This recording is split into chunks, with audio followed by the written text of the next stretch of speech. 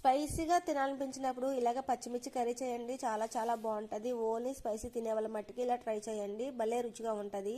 ముందుగా పచ్చిమిర్చి తీసుకొని తుడుములు తీసి ఇలా కట్ చేసుకొని మిక్సీ జార్లో వేసుకోవాలి. దీంట్లోనే కొంచెం చింతపండు, 5-6 ఎల్లుల్లి రేఖలు, కొంచెం బెల్లం కూడా వేసుకొని కోర్స్గా గ్రైండర్ చేసుకోవాలి. ఇలా గ్రైండర్ చేసిన దాన్ని పక్కన పెట్టేసి స్టవ్ వెలిగించి కళాయి పెట్టి 3-4 స్పూన్లు ఆయిల్ వేసుకోవాలండి. ఆయిల్ కొంచెం ఎక్కువే పడుతుంది. దాంట్లోనే 1 స్పూన్ జీలకర్ర, కొన్ని కరివేపాకులు కూడా వేసుకొని కొంచెం వేగిన తర్వాత మనం గ్రైండర్ చేసుకున్న పచ్చిమిర్చి కూడా వేసేసుకొని కొంచెం పసుపు, రుచికి సరిపడా సాల్ట్, 1/2 స్పూన్ కారం కూడా వేసుకొని బాగా కలిపేసుకొని 1/2 కప్పు పెరుగు కూడా వేసుకొని మరొక 2-3 నిమిషాల పాటు సిమ్లో పెట్టుకొని యాగనివ్వాలి.